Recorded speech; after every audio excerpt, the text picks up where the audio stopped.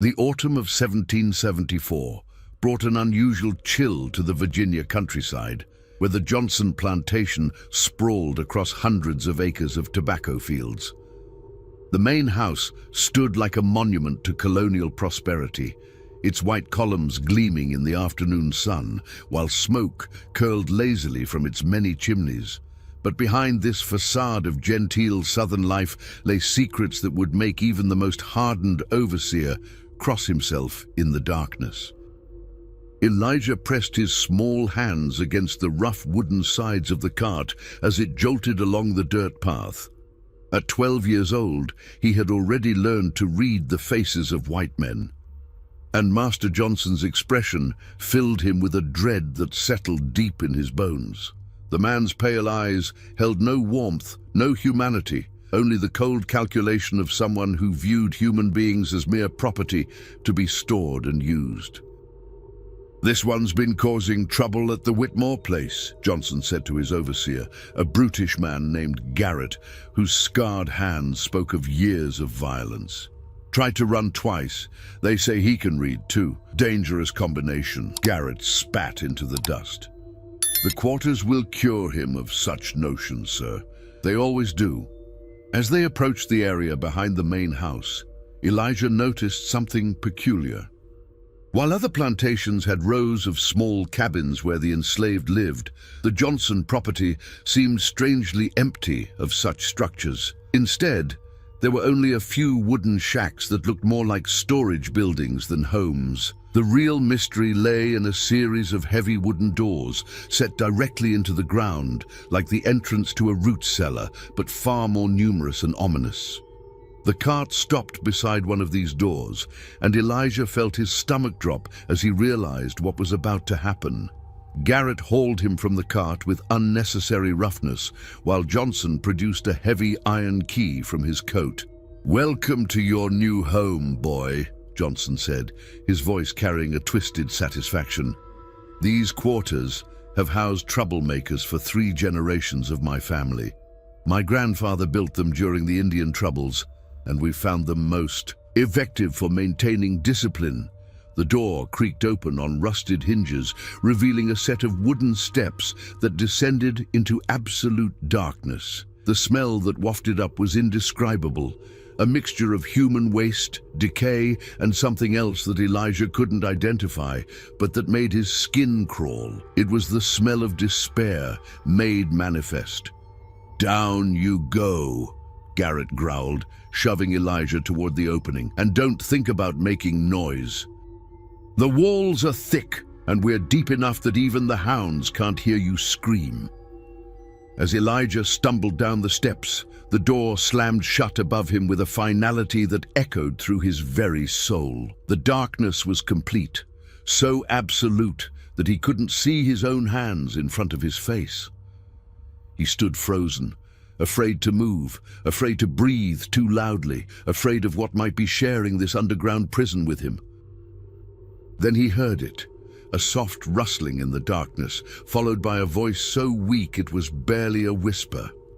"Another one," the voice said, and Elijah realized with horror that he was not alone.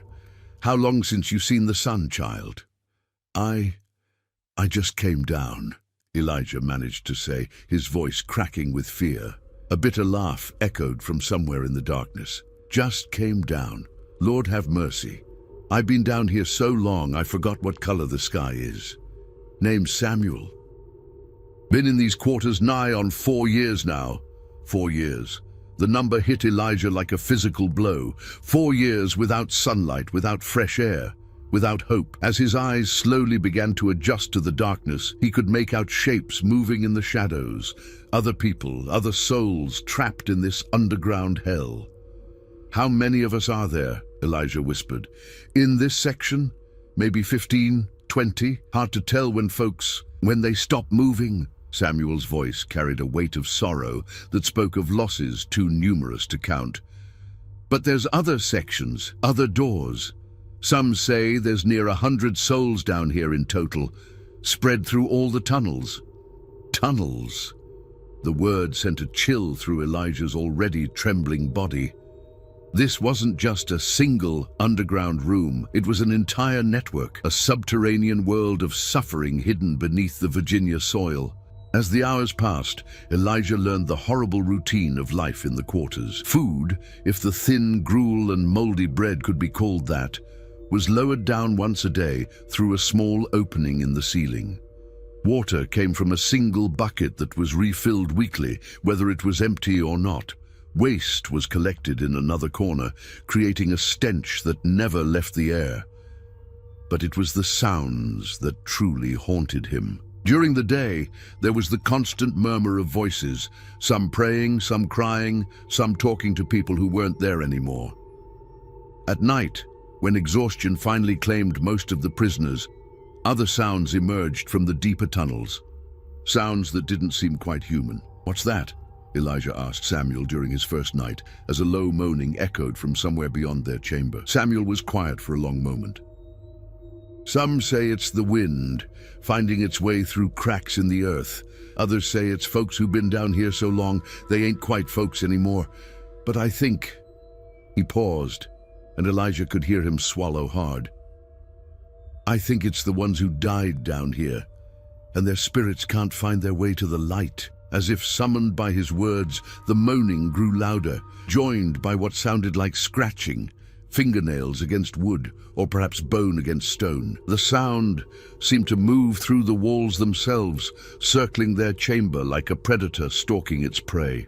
Elijah pressed himself against the earthen wall, feeling the cold dampness seep through his thin shirt. Above them, he could hear the faint sounds of life continuing on the plantation. Horses' hooves, voices calling to one another, the normal sounds of a world that might as well have been on the moon for all the good it did him now. He closed his eyes and tried to remember the feeling of sunlight on his face, but already the memory seemed to be fading, replaced by the oppressive weight of earth and darkness and the growing certainty that he might never see the sky again.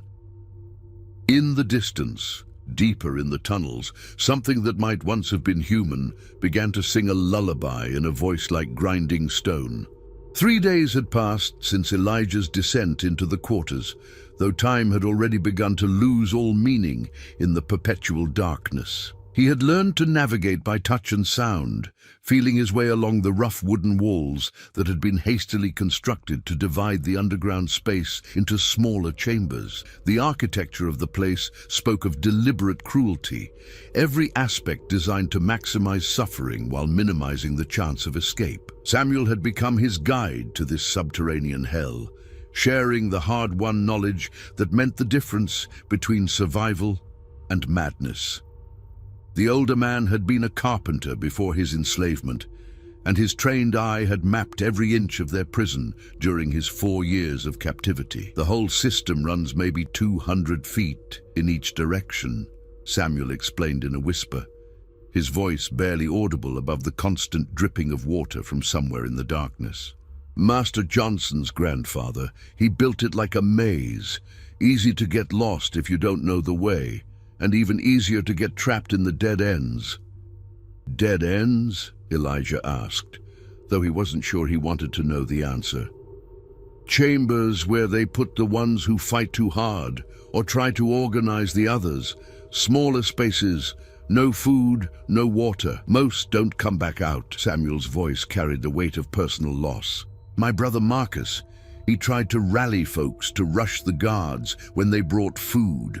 They took him to one of those chambers 6 months ago. Sometimes late at night, I think I can hear him calling my name." The food distribution had become a daily nightmare that Elijah both dreaded and desperately anticipated. Each morning, or what they assumed was morning, a wooden platform would be lowered through the opening in the ceiling, carrying a few loaves of moldy bread and a pot of thin gruel that barely qualified as soup. The stronger prisoners would push forward, often trampling the weak in their desperation, while the guards above watched with amusement. On his 4th day, Elijah witnessed something that would haunt him for the rest of his life. An elderly woman named Ruth, who had been in the quarters for over a year, finally succumbed to the combination of malnutrition and despair. Her death was quiet, a simple cessation of the labored breathing that had marked her presence in the darkness. But what happened next revealed the true depths of the Johnsons' cruelty. When the guards came for the daily food delivery, Samuel called up to report Ruth's death. The response was a harsh laugh from above. "One less mouth to feed," came Garrett's voice. "Leave her where she is. The rats will take care of the rest." The implication was clear. They were expected to live alongside the decomposing bodies of their fellow prisoners. It was a psychological torture as devastating as any physical abuse, designed to break their spirits completely. But Ruth's death also revealed something else. As her body began to change in the humid underground air, strange sounds started emanating from the deeper tunnels, sounds that suggested they were not alone in this underground world. The scratching and moaning that Elijah had heard on his first night grew more frequent and more urgent, as if something was being drawn by the scent of death. "There's things down here that ain't natural," whispered a woman named Celia, who had been in the quarters longer than anyone could remember. Her mind had been broken by years of captivity, but her words carried an unsettling conviction. The Johnson family, they'd been putting folks in the ground for near 50 years. All that suffering, all that death, it leaves a mark on a place, changes it. Elijah tried to dismiss her words as the ravings of a broken mind, but the evidence was becoming harder to ignore. The sounds from the deeper tunnels were growing more distinct, more purposeful. Sometimes he could swear he heard voices calling out in languages he didn't recognize, or footsteps that seemed to come from directions that shouldn't exist in their underground maze. The worst part was the cold spots. Despite the humid, stifling air that filled most of the quarters, there were areas where the temperature would suddenly drop, leaving prisoners shivering and gasping for breath. These cold spots seemed to move, appearing in different locations each night, always accompanied by the sound of whispered conversations in voices too faint to understand. Samuel had his own theory about the phenomena. "My grandfather, he was brought over from Africa when he was just a boy. He used to tell stories about places where the spirits of the dead couldn't rest, where too much suffering had soaked into the very ground. He said such places became hungry." "Hungry for what?" Elijah asked, though he feared the answer. "For more suffering, for more death, like they feed on it, grow stronger from it." Samuel's voice dropped even lower. "And I think this place has been feeding for a very long time."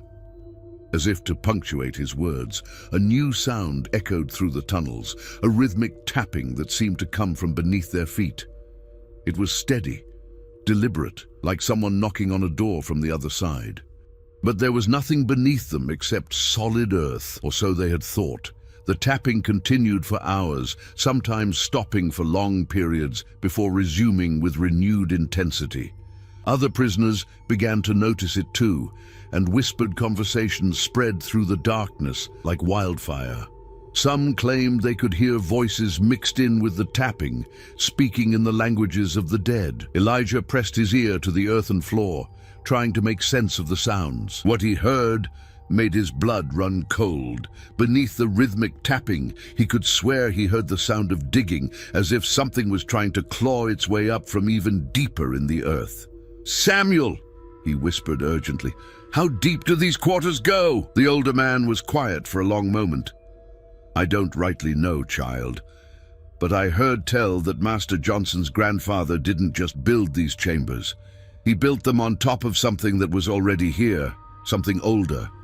As the night wore on, the tapping grew louder and more insistent, joined by other sounds that defied explanation. The temperature in their chamber dropped until their breath came out in visible puffs, and several prisoners began to report seeing shapes moving in the darkness, shapes that didn't belong to any of the living souls trapped in the quarters. Elijah huddled against the wall, trying to make sense of what was happening around him. The rational part of his mind insisted that it was all just the product of fear and desperation, the hallucinations of people pushed beyond their breaking point. But deep in his heart, he knew that something was terribly wrong with this place, something that went beyond even the Johnson family's capacity for cruelty. In the deepest part of the tunnels, something that had been waiting for decades was finally beginning to stir. A week had passed in the underground hell, and Elijah had begun to understand why so many prisoners eventually stopped speaking altogether. The constant darkness played tricks on the mind, making it difficult to distinguish between reality and nightmare. But what was happening in the deeper sections of the quarters was becoming impossible to ignore, even for those who clung desperately to rational explanations. The tapping from below had evolved into something more complex, a pattern that almost resembled communication. 3 short taps, followed by 2 long ones, then silence. The sequence would repeat for hours before changing to a different rhythm entirely. Samuel had begun keeping track of the patterns, scratching marks into the wooden wall with a nail he'd found in the dirt. "It's like they're trying to tell us something," he whispered to Elijah during what they assumed was the middle of the night.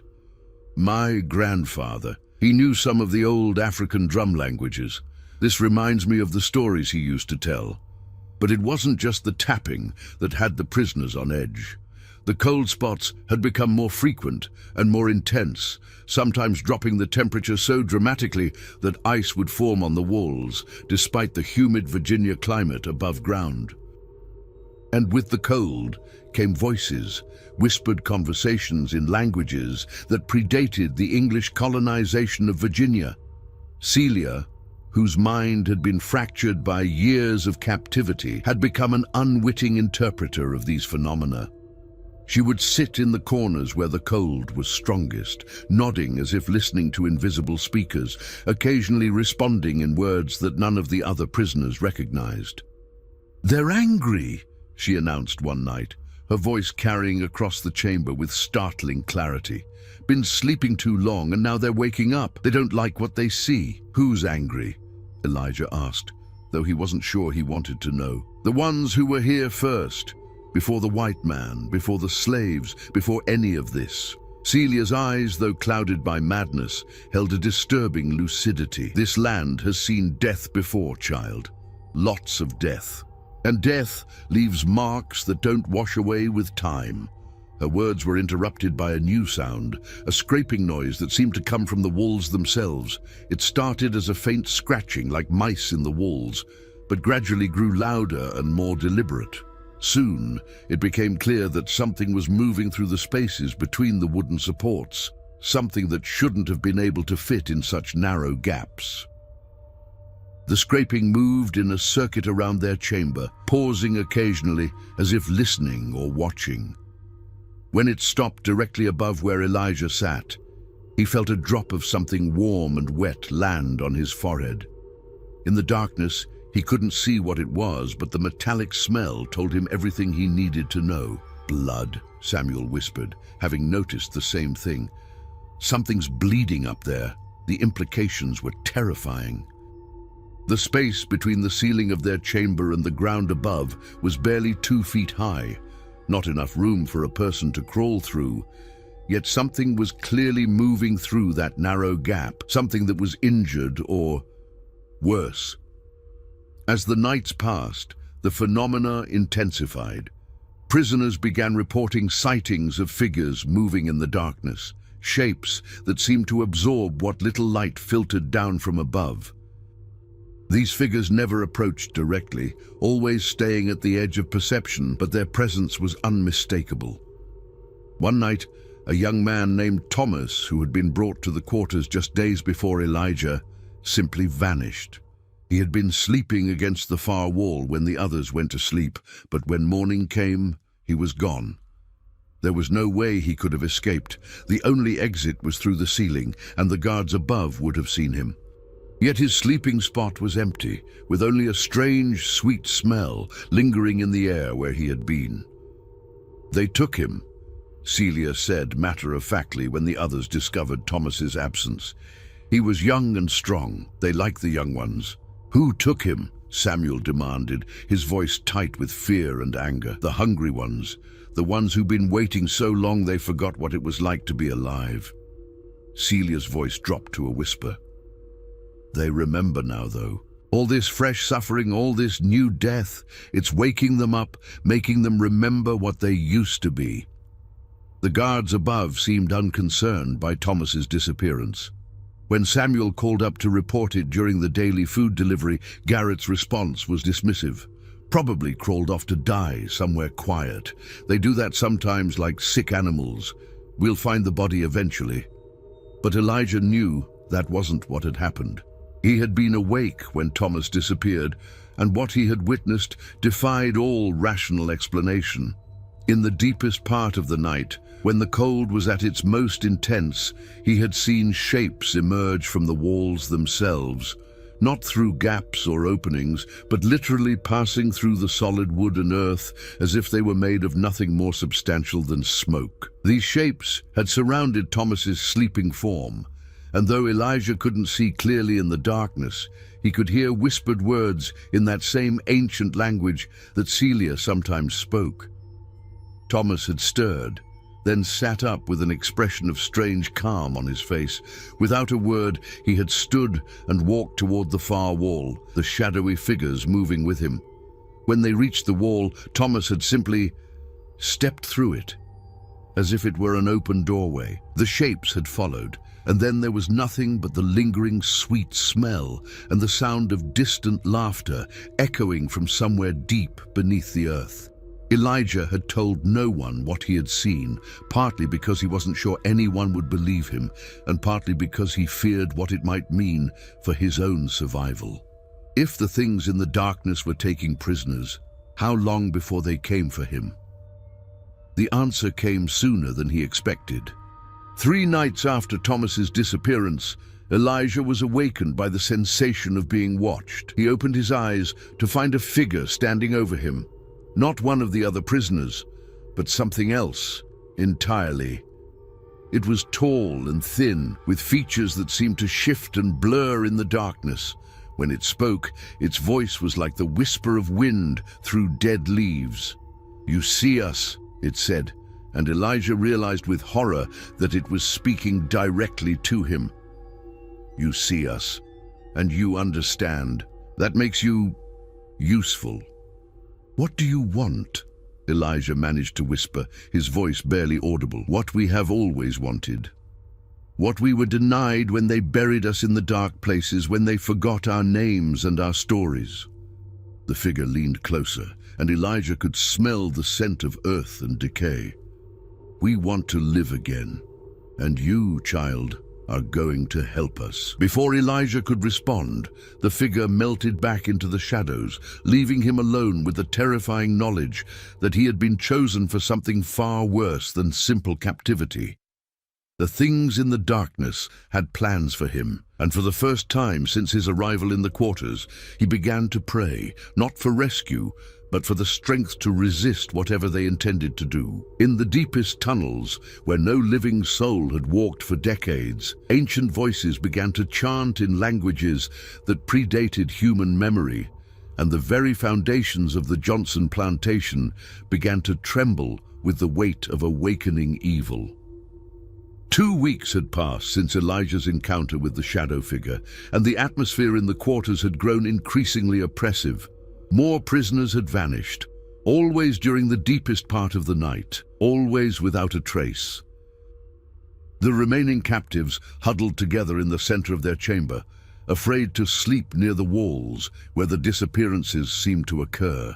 Samuel had taken on the role of unofficial leader among the survivors, organizing them into groups that would take turns staying awake to watch for the shadow figures. But their vigilance seemed to make little difference. The entities that stalked the tunnels appeared to be growing bolder, no longer content to simply observe from the darkness. "They're getting stronger," Celia observed during one of her increasingly lucid moments.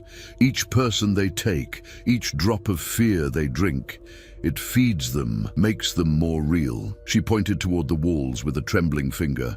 "Look at the wood. See how it's changing." Elijah followed her gaze and felt his stomach drop. The wooden supports that lined their chamber were indeed changing, but not in any way that made sense. The grain of the wood seemed to be moving, flowing like water, and in some places, What looked like faces were emerging from the surface, twisted, agonized expressions that seemed to watch the prisoners with hungry eyes.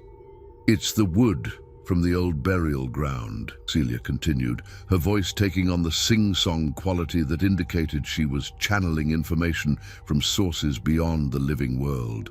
When Master Johnson's grandfather built these quarters, he used timber from trees that had grown over the bones of the forgotten dead. The wood remembers. The wood hungers. The revelation explained much about the quarter's malevolent atmosphere. The very structure of their prison was infused with the essence of those who had died in anguish, their suffering absorbed into the grain of the wood over decades of exposure to human misery. But it was the discovery of the lower levels that truly revealed the scope of the horror they faced.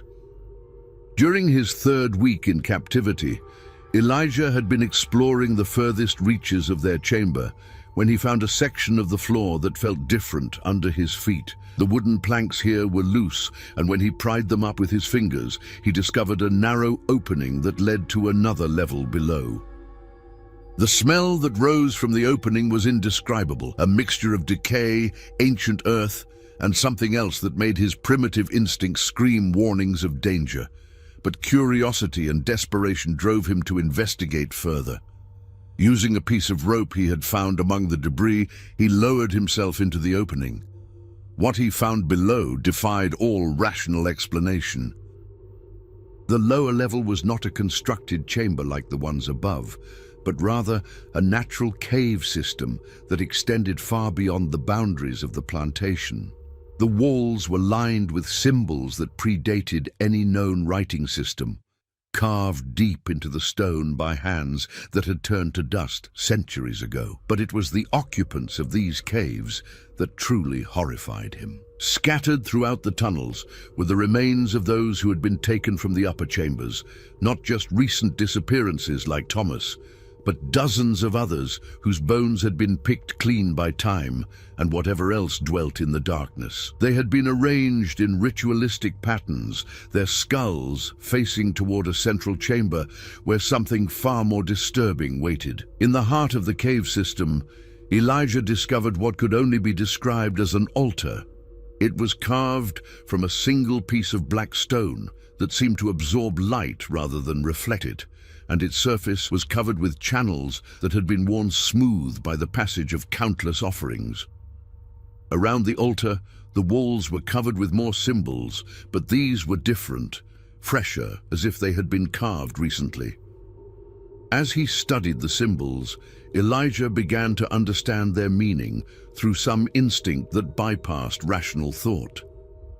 They told the story of a people who had lived on this land long before European colonization, a people who had practiced rituals that bound the spirits of the dead to the physical world. When they had been driven from their homeland by disease and warfare, they had performed one final ceremony, a curse that would ensure their spirits remained tied to the land, waiting for the right conditions to return to the world of the living. The Johnson plantation, with its systematic brutality and endless supply of suffering souls, had provided exactly those conditions. Each death in the quarters, each moment of despair and anguish had fed the ancient spirits and given them strength. Now, after decades of feeding, they were strong enough to take physical form once again. But they needed more than just strength. They needed bodies, living vessels that could house their ancient consciousness and allow them to walk the earth once more. The prisoners who had been taken had not been killed, Elijah realized with growing horror. They had been possessed, their souls displaced to make room for entities that had been waiting centuries for this opportunity. The sound of footsteps echoing through the tunnels interrupted his horrifying revelation. But these were not the shuffling steps of fellow prisoners. They moved with purpose and coordination that spoke of intelligence and planning. Elijah quickly extinguished his makeshift torch and pressed himself against the wall, hoping to remain hidden in the darkness. What emerged from the deeper tunnels confirmed his worst fears. The figures that approached the altar were unmistakably human in shape, but their movements were wrong, too fluid, too coordinated, as if they were being controlled by something that didn't quite understand how human bodies were supposed to work. In the dim light that seemed to emanate from the altar itself, Elijah could see their faces, and his heart nearly stopped. It was Thomas, along with several other prisoners who had vanished over the past weeks. But their eyes held no recognition, no humanity, only an ancient hunger that had finally found a way to satisfy itself. They moved in perfect synchronization, arranging themselves around the altar in preparation for some ritual that Elijah knew he could not allow to continue. As he watched in horror, more figures emerged from the tunnels, not just the recently possessed, but others whose bodies showed signs of longer occupation. Some wore the tattered remains of clothing that dated back decades, while others were dressed in the simple garments of enslaved people from even earlier periods. The ancient spirits had been collecting vessels for far longer than anyone had realized. The possessed began to chant in that same ancient language that Celia sometimes spoke, their voices harmonizing in ways that human vocal cords should not have been able to achieve. The sound seemed to resonate through the stone itself, and Elijah could feel the vibrations in his bones. The altar began to glow with a sickly green light, and the symbols on the walls started to pulse in rhythm with the chanting. Elijah knew he had to escape, had to warn the others about what was happening in the depths below their prison. But as he turned to leave, he found his path blocked by another figure, one that he recognized with a shock of terror and grief. It was his own father, who had died 2 years earlier while working in the fields of their previous plantation. But the thing wearing his father's face smiled with an expression of malevolent satisfaction that his gentle father had never possessed. "Hello, son," it said in a voice that was almost, but not quite, the one Elijah remembered. "We've been waiting for you to find us. Now the real work can begin." As the possessed figures closed in around him, Elijah realized that his discovery of the lower chambers had not been an accident. He had been guided here, led by forces that had been manipulating events from the very beginning. The ancient spirits didn't just want to possess random prisoners, they wanted him specifically, for reasons that he was only beginning to understand. In the growing light of the altar, as hands that had once belonged to people he knew reached out to claim him, Elijah finally understood the true scope of the horror that lay beneath the Johnson plantation. This was not just a prison for the living. It was a nursery for the dead, a place where ancient evils could gestate and grow until they were strong enough to reclaim the world above. And he was about to become their newest vessel. The possessed figures surrounded Elijah in the chamber beneath the quarters, their movements unnaturally coordinated as they formed a circle around the black stone altar. The thing wearing his father's face stepped forward, its smile a grotesque parody of the warmth Elijah remembered from his childhood. "Do not fear, my son," it said, its voice carrying harmonics that no human throat could produce. "What we offer is not death, but transformation. You will become part of something far greater than your mortal flesh could ever achieve." Elijah backed against the carved wall, feeling the ancient symbols pressing into his spine. The stone seemed to pulse with a life of its own, and he could sense the presence of countless spirits pressing against the boundaries between worlds, eager to claim physical form once again. "Why me?" he managed to whisper, his voice barely audible above the low chanting that continued to emanate from the possessed figures. The entity inhabiting his father's body tilted its head with an expression of mock consideration. "You have the sight, child. You see us when others cannot. You hear our voices when others hear only wind. Such gifts are rare among your kind, and they make you compatible with our needs." As if to demonstrate its point, the creature gestured toward the walls, and Elijah gasped as the carved symbols began to glow with the same sickly green light that emanated from the altar. But more than that, He could suddenly understand their meaning as clearly as if they were written in English. The symbols told the story of the original inhabitants of this land, a people who had mastered the art of binding souls to physical locations, ensuring that death was merely a temporary inconvenience rather than a final ending. "Your ancestors knew the old ways," the entity continued, and Elijah realized with growing horror that it was speaking the truth. "The blood that flows in your veins carries the memory of rituals performed in the deep forests, of ceremonies that opened doorways between the world of the living and the realm of the dead. That is why you can see us, why you can hear us. That is why you are perfect for our purposes." The revelation hit Elijah like a physical blow. His grandmother had always spoken of their family's connection to the old traditions, the African practices that had been suppressed but never entirely forgotten. She had taught him to see signs and portents in the natural world, to listen for voices that others could not hear. He had thought it was simply folklore, stories to comfort enslaved people who had lost everything else. Now he understood that it was something far more significant and far more dangerous. "The ritual requires a willing vessel," the entity explained, its borrowed features taking on an expression of patient instruction. "We could simply take you, as we have taken the others, but the binding would be incomplete. Your consciousness would fight against ours, weakening the connection between spirit and flesh. But if you choose to accept us willingly, I'll never help you," Elijah said, though his voice shook with fear. The creature's smile widened, revealing teeth that were too sharp and too numerous for a human mouth. "Oh, but you will, child, because we have something that you want very much indeed." It gestured toward the deeper tunnels, and Elijah heard footsteps approaching from the darkness. What emerged made his heart stop with a mixture of joy and terror. It was his sister Mercy, who had been sold away from their family 3 years earlier when she was only 8 years old. But like the others, her eyes held no recognition, no warmth, only the cold intelligence of something ancient and hungry. "She has been with us for some time now," the entity said, watching Elijah's face carefully.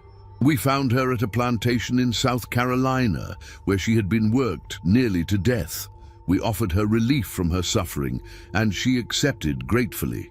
She has been quite useful to us, helping to prepare the way for our return." Elijah stared at his sister's possessed form, seeing traces of the little girl he remembered beneath the alien intelligence that now controlled her movements. The entity was right. He would do anything to save her, even if it meant sacrificing himself. "If I agree to your terms," he said slowly, "what happens to her? What happens to all of them? They become part of us, as you will become part of us. Their individual consciousness fades, but their essence remains, contributing to our collective strength. In time, they will not remember their former lives, but they will know peace, the peace of being part of something eternal and powerful." It was a lie, Elijah knew. The thing speaking through his father's mouth was offering oblivion, disguised as transcendence. But what choice did he have? If he refused, they would simply take him by force, and Mercy would remain trapped forever. At least if he agreed willingly, there might be some chance of finding a way to free her. "I need time to consider," he said, hoping to buy himself a few precious moments to think. The entity laughed, a sound like wind through a graveyard. "Time is something we have in abundance, child. We have waited centuries for this moment. A few more hours will make no difference, but do not think to escape or to warn the others above. This chamber exists outside the normal flow of time and space. You could wander these tunnels for eternity and never find your way back to the world of the living." As if to prove its point, the creature gestured toward the tunnel through which Elijah had entered the chamber. The opening was gone, replaced by solid stone that showed no sign of ever having been disturbed. He was trapped, cut off from any hope of rescue or escape. the possessed figures began to disperse, moving back into the deeper tunnels with that same unnatural coordination. Only the entity wearing his father's face remained, along with his sister's possessed form. "We will return when the moon reaches its zenith," it said. "That is when the barriers between worlds are thinnest, when the ritual will be most effective. Use the time wisely, child. Contemplate the gift we offer and prepare yourself to join us willingly." They left him alone in the chamber with the pulsing altar and the glowing symbols, surrounded by the bones of those who had been brought here before him. But Elijah was not entirely alone. He could feel the presence of other spirits in the chamber, entities that had not been strong enough to claim physical form, but that lingered in the spaces between the carved symbols. These were the original inhabitants of the land, he realized, not the ancient spirits that sought to possess the living, but the ghosts of those who had been displaced and forgotten when the plantation was built. They had been watching the proceedings with growing alarm, understanding that the return of the Ancient Ones would mean the final destruction of any hope for peace or rest. One of these spirits, a woman whose form flickered like candlelight in the green glow of the altar, approached him with an expression of desperate urgency. "You must not let them complete the ritual," she whispered, her voice like the rustle of autumn leaves. "If they succeed in binding themselves to willing vessels, they will have the power to spread beyond this place. They will consume everything in their path, turning the entire world into a feeding ground for their hunger." "How can I stop them?" Elijah asked. "I'm just one person, and they have my sister." "The altar is the key," the spirit replied. "It is the focal point of their power, the anchor that allows them to maintain their hold on this realm. If it could be destroyed, they would be banished back to wherever they came from." "Not banished, destroyed. The ritual that bound them to this place also made them dependent on it. Without the altar, they would simply cease to exist." The spirit began to fade as the green light from the altar pulsed brighter, but her final words reached him clearly. "The symbols on the walls, they are not just decorative. They are instructions, a guide to the ritual that created this place. If you can understand them, you can reverse what was done." Elijah turned his attention to the carved symbols, using the unnatural clarity that the entity had awakened in him to decipher their meaning. What he found was both horrifying and hopeful. The ancient spirits had indeed bound themselves to the physical world through a complex ritual that used the altar as a focal point. But the same ritual that had given them power had also created a weakness, a way to sever their connection to the physical realm permanently. The process would require a willing sacrifice, someone who understood the true nature of the binding and who possessed the spiritual sensitivity to manipulate the forces involved. It would mean his death, but it would also mean the destruction of the ancient spirits and the freedom of all those they had possessed. As the green light continued to pulse around him, Elijah began to prepare for the most important decision of his short life. In a few hours, when the moon reached its zenith, he would have to choose between saving himself and saving everyone else, including his sister, whose soul was trapped somewhere within her possessed body. The spirits of the original inhabitants gathered around him, their flickering forms offering what comfort they could as he studied the symbols and prepared to make the ultimate sacrifice. In the distance, he could hear the Ancient Ones beginning their final preparations, their inhuman voices rising in anticipation of their long-awaited triumph. But they had made one crucial mistake. They had assumed that a 12-year-old boy would choose his own survival over the greater good. They were about to learn just how wrong they could be. The moon had reached its zenith above the Virginia plantation, though its light could not penetrate the depths where Elijah waited beside the black stone altar. The possessed figures had returned, filling the chamber with their unnatural presence as they prepared for the ritual that would complete their return to the physical world. The entity wearing his father's face approached him with an expression of satisfied anticipation. "Have you made your decision, child? Will you accept our gift willingly, or must we take what we require by force?" Elijah looked at his sister's possessed form, seeing the faint flicker of her true self, buried deep within the alien intelligence that controlled her movements.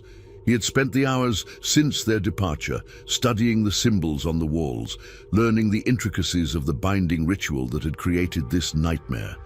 More importantly, he had discovered how to reverse it. "I'll do it," he said, his voice steady, despite the fear that threatened to overwhelm him. "I'll accept your offer willingly, but I have one condition." The entity's borrowed features showed amusement. "You are hardly in a position to make demands, child. I want to understand the ritual completely before I submit to it. I want to know exactly what will happen to me, to my sister, to all of them." Elijah gestured toward the other possessed figures. "If I'm going to give up my humanity willingly, I deserve to know what I'm becoming." The creature considered this request for a long moment, then nodded slowly. "Very well. Knowledge is power, and power shared is power doubled. You shall understand everything." What followed was a detailed explanation of the binding process, delivered in the ancient language that Elijah could now understand as clearly as English. The entity described how the original ritual had been performed, how the spirits had anchored themselves to the physical world through the sacrifice of their own people, and how they had waited centuries for the right conditions to manifest physical forms once again. But in its arrogance, the entity revealed more than it intended. It explained the precise sequence of the ritual, the specific words and gestures required to complete the binding, and most importantly, the exact moment when the process would be most vulnerable to disruption. "The binding requires a moment of perfect synchronization," the entity explained, its voice taking on the cadence of a teacher instructing a favored student. "All participants must speak the words of power simultaneously, while the altar channels the spiritual energy of the willing sacrifice. At the moment of peak resonance, the barriers between worlds dissolve completely, allowing us to claim our new vessels permanently." Elijah nodded, as if fascinated by the explanation, while mentally noting every detail that might be useful in his plan to destroy them. The spirits of the original inhabitants flickered at the edges of his vision, offering silent encouragement as he prepared to make the ultimate sacrifice. "I'm ready," he said finally. "Let's begin." The possessed figures arranged themselves around the altar in a complex pattern that mirrored the symbols carved into the walls. Each took their position with mechanical precision, their movements coordinated by the collective intelligence that controlled them. Elijah was placed at the center, directly above the altar's focal point, while his sister's possessed form stood at his right hand. The entity wearing his father's face began the incantation, its voice rising and falling in rhythms that seemed to resonate through the stone itself. The other possessed figures joined in, their voices harmonizing in ways that created overtones and frequencies that human vocal cords should not have been able to produce. The altar began to glow more brightly, its black surface becoming translucent as spiritual energy flowed through the channels carved into its surface. Elijah could feel the power building around him, a pressure that seemed to compress his very soul as the barriers between worlds began to weaken. This was the moment he had been waiting for, the point of maximum vulnerability that the entity had unknowingly revealed to him. As the chanting reached its crescendo and the altar's glow became almost blinding, Elijah began his own incantation. But instead of the words of binding that the ancient spirits expected, he spoke the words of unbinding that he had deciphered from the wall symbols. The language was the same, but the intent was completely opposite. Where the original ritual had sought to anchor the spirits to the physical world, his counter-ritual sought to sever those connections permanently. The effect was immediate and catastrophic. The harmonious chanting of the possessed figures became discordant as Elijah's words disrupted the carefully orchestrated ritual. The entity wearing his father's face spun toward him with an expression of shocked rage. "What are you doing?" it screamed, its voice no longer maintaining the pretense of humanity. "What I have to do," Elijah replied, continuing the counter-incantation even as the possessed figures began to converge on him. "I'm sending you back where you belong." The altar's glow began to fluctuate wildly as the competing rituals fought for dominance. Cracks appeared in the black stone, spreading outward from the focal point where Elijah stood. The symbols on the walls began to pulse erratically, some growing brighter while others faded completely.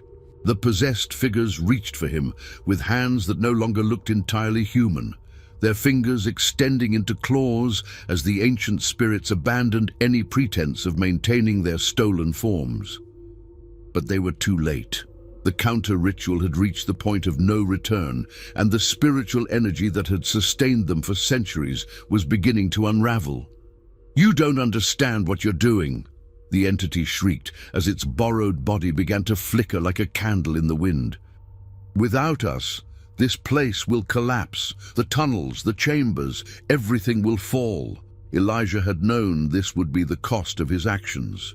The entire underground complex had been sustained by the spiritual energy of the Ancient Ones, and without that power, the earthworks would collapse back into the natural cave system from which they had been carved. Everyone still trapped in the quarters above would be buried alive. But he had also discovered something else in his study of the wall symbols, a way to redirect the collapsing spiritual energy to create a different kind of escape. Instead of simply destroying the ancient spirits, he could use their own power to tear open a permanent gateway between the underground chambers and the surface world. As the counter-ritual reached its climax, Elijah made a final modification to the incantation, adding words that would channel the released energy upward rather than simply dissipating it into the void. The effect was like setting off an explosion in reverse. Instead of destroying everything around it, the spiritual energy began to carve a path through the earth above, creating a tunnel that led directly to the surface. The possessed figures began to scream as their stolen bodies dissolved around them, the ancient spirits finally being torn away from the physical world they had claimed. But in their dissolution, Elijah could see the true souls of the possessed. His sister, Thomas, his father, and all the others finally being released from their spiritual bondage. Mercy's eyes met his for just a moment as her true self flickered back into existence, and he saw recognition and gratitude there before she faded into whatever peaceful realm awaited the truly dead. It was enough. She was free, and that was all that mattered. The altar cracked completely in half as the last of the ancient spirits was banished, and the chamber began to shake as the spiritual foundations of the underground complex finally gave way. But the tunnel Elijah had created was holding, and he could see starlight far above as the pathway to freedom opened before him. He had just enough time to smile before the collapsing chamber claimed him, his sacrifice complete and his purpose fulfilled. The ancient evil that had fed on suffering for centuries was finally destroyed, and the souls of the innocent were free to find their rest. Above ground, the surviving prisoners in the quarters felt the earth shake beneath their feet as the underground complex collapsed. But they also saw something miraculous, a shaft of moonlight suddenly piercing the darkness as a tunnel opened in the ceiling of their chamber, leading directly to the surface and freedom. The collapse of the underground chambers sent tremors through the entire Johnson plantation, waking everyone from the main house to the overseer's quarters. As the earth settled and the dust cleared, a miraculous sight greeted those who ventured outside to investigate the disturbance. Where once there had been only the heavy wooden doors set into the ground, a gaping hole now opened directly to the surface, revealing the horrors that had been hidden beneath the Virginia soil for generations. The surviving prisoners, Samuel, Celia, and a handful of others who had endured weeks or months in the underground hell, emerged blinking into the moonlight like souls returning from the dead. Master Johnson arrived at the scene in his nightclothes, his face pale with shock as he stared into the exposed chambers. The carefully constructed facade of his family's disciplinary quarters lay in ruins, revealing the true scope of the cruelty that had been practiced on his land. But more disturbing than the physical evidence were the stories that the survivors began to tell. Samuel, his voice hoarse from weeks of whispering in the darkness, spoke of the ancient spirits that had possessed the missing prisoners, of the rituals performed in chambers carved from living rock, and of the young boy who had sacrificed himself to destroy an evil that predated the plantation itself. His words were supported by Celia, whose madness had been replaced by a startling clarity now that the spiritual oppression had been lifted. "The boy saved us all," she said, her eyes clear for the first time in years.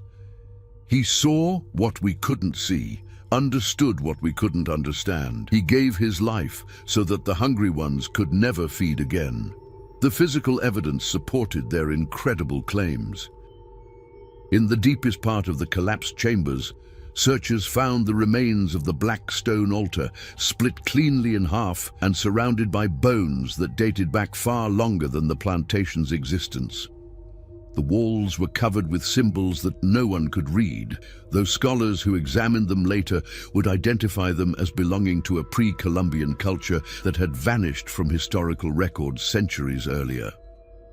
But perhaps most disturbing of all were the wooden supports that had lined the chambers. As Samuel had claimed, they were indeed carved from trees that had grown over ancient burial grounds, and the grain of the wood showed clear evidence of faces, twisted, agonized expressions that seemed to watch observers with hungry eyes. When the wood was burned, witnesses reported hearing screams that seemed to come from the flames themselves. The revelation of the quarter's true nature sent shockwaves through Virginia's plantation society. Word spread quickly among the enslaved population, carried by those who had been freed from the underground chambers and by others who had heard rumors of the Johnson family's unusual methods of discipline. The story grew in the telling, becoming a legend of resistance and sacrifice that would be passed down through generations. For the Johnson family, the exposure meant social and economic ruin. No respectable planter would associate with them once the truth became known, and their enslaved workforce began to disappear as word spread of what had happened beneath their land.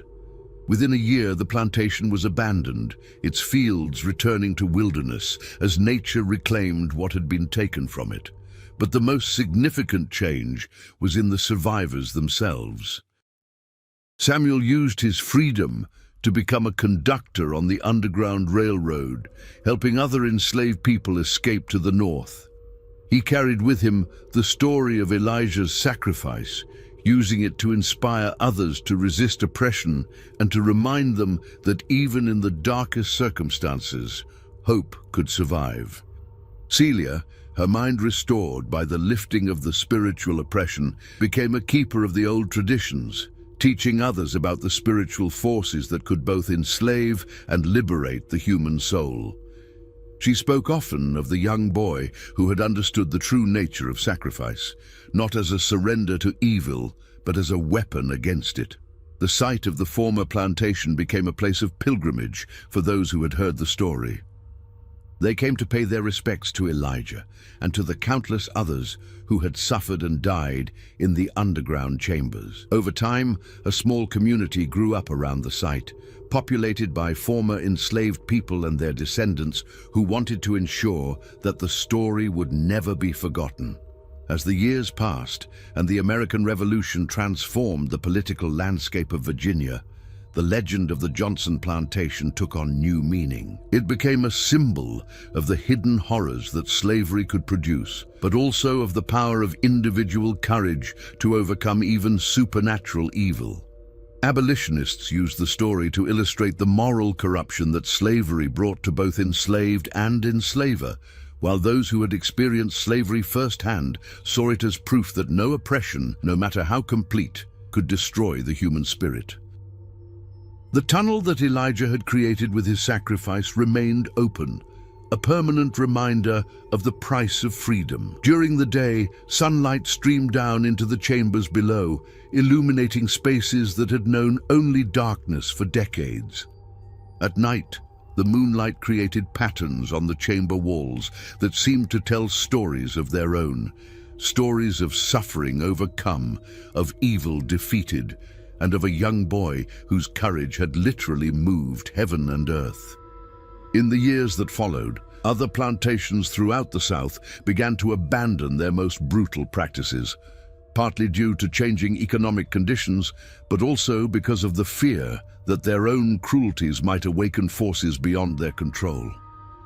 The story of the Johnson plantation served as a warning that some forms of oppression carried consequences that extended far beyond the physical world. As the 19th century dawned and the movement to abolish slavery gained momentum, the legend of Elijah and the underground chambers became part of the larger narrative of resistance and liberation. It reminded all who heard it that freedom was not just a political concept, but a spiritual necessity, and that those who would deny it to others did so at their own peril. The site itself remained a place of power, where the boundaries between the physical and spiritual worlds seemed thinner than elsewhere. Visitors reported feeling a sense of peace there, as if the suffering that had once saturated the ground had been transformed into something healing. Some claimed to see a young boy in the moonlight standing at the edge of the tunnel that led to freedom, watching over those who came seeking hope in their darkest hours. And in the deepest part of the night, when the wind was just right, those who listened carefully could hear voices rising from the earth. Not the hungry whispers of ancient evil, but the songs of the liberated, celebrating a victory that had been won not through violence or hatred, but through the ultimate act of love, the willingness of one soul to sacrifice everything so that others might be free. The macabre slave quarters of the Johnsons had become something else entirely, a testament to the power of sacrifice and the ultimate triumph of light over darkness. The story spread beyond Virginia's borders, carried by freed slaves, abolitionists, and even some former slaveholders who had been shaken by the revelation of what horrors could lurk beneath the veneer of civilized society. In the decades that followed, as America grappled with the moral contradictions of slavery and eventually fought a civil war to resolve them, the legend of Elijah's sacrifice took on prophetic significance. Many saw in his story a foreshadowing of the greater sacrifice that would be required to purge the nation of its original sin. The boy who had given his life to destroy an ancient evil became a symbol of the price that freedom would ultimately demand. The tunnel he had created remained a pilgrimage site long after the Civil War ended and slavery was abolished. Former slaves and their descendants would travel hundreds of miles to stand at the edge of that opening and pay their respects to the child who had understood that some evils could only be defeated through complete self-sacrifice. They would leave flowers, carved wooden tokens, and sometimes just stones, simple markers of remembrance for a boy whose name had become synonymous with liberation. Scholars and historians who studied the site in later years found evidence that supported the survivors' incredible claims. Archaeological excavations revealed the remains of a pre-Columbian settlement that had been built over an even older burial ground. Carbon dating of the bones found in the deepest chambers confirmed that some were centuries older than the plantation itself, lending credence to the stories of ancient spirits that had been awakened by the systematic cruelty practiced above their resting place. The wooden supports that had lined the chambers became objects of particular study. When examined under microscopes, the grain patterns revealed structures that defied natural explanation, formations that looked disturbingly like human neural networks, as if the wood had somehow absorbed and retained the consciousness of those who had suffered within its embrace. Several pieces were preserved in museums, though visitors often reported feeling uneasy in their presence, as if something within the wood was still watching, still remembering. But perhaps the most remarkable discovery was made in the 1920s when a team of archaeologists found a small chamber that had been sealed off from the main tunnel system. Inside, they discovered the preserved remains of a young boy, positioned as if he had been kneeling in prayer when death claimed him. Around his body were carved symbols that matched those found throughout the underground complex. But these were different. They spoke not of binding and imprisonment, but of release and transcendence.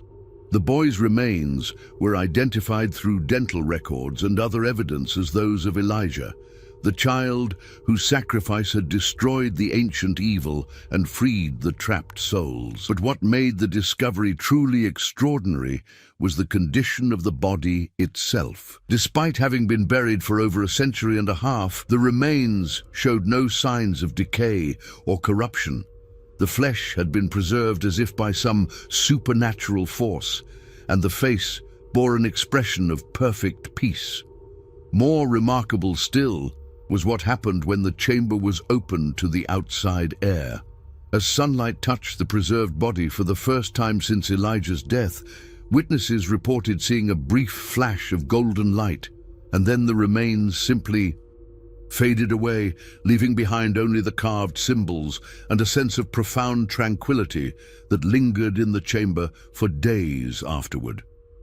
The event was witnessed by dozens of people, including skeptical scientists and journalists who had come to debunk what they assumed would be another hoax.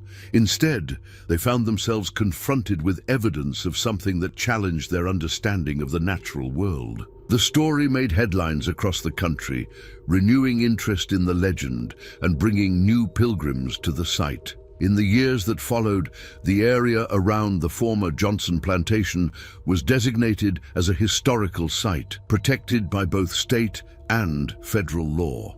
A small museum was built nearby, dedicated to preserving the story of the underground chambers and the boy who had sacrificed himself to destroy the evil that dwelt within them. The exhibits included artifacts recovered from the chambers, testimonies from survivors and their descendants, and detailed reconstructions of the underground complex based on archaeological evidence.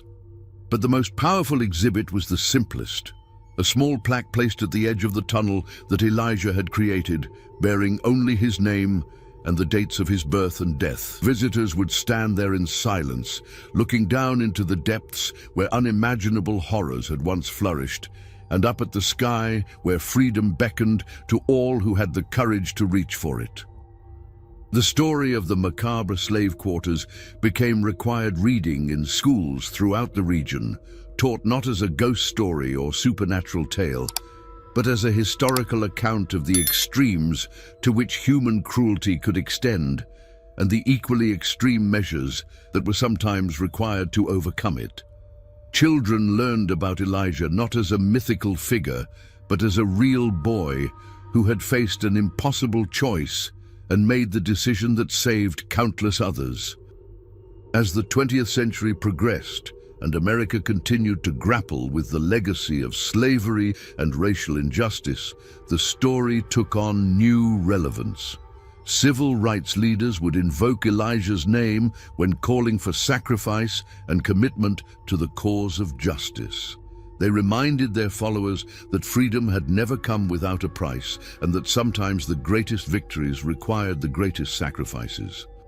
The site itself remained a place of pilgrimage and reflection, drawing visitors from around the world who came to pay their respects to the boy who had literally moved heaven and earth to secure freedom for others. On quiet nights, when the moon was full and the wind was still, some claimed they could still hear voices rising from the depths, not the hungry whispers of ancient evil, but the joyful songs of the liberated, celebrating a victory that had echoed through the centuries. And in the morning, when the first rays of sunlight streamed down through the tunnel that Elijah had created with his sacrifice, the light seemed to carry with it a message of hope, a reminder that no darkness, no matter how deep or how ancient, could ultimately prevail against the power of a single soul willing to give everything for the freedom of others. The macabre slave quarters of the Johnsons had become something far more powerful than their creators had ever intended. Not a monument to cruelty and oppression, but a testament to the indomitable nature of the human spirit and the ultimate triumph of light over darkness. In the end, the boy who had descended into hell had not only found his way back to the light, he had brought that light with him, illuminating the path to freedom for all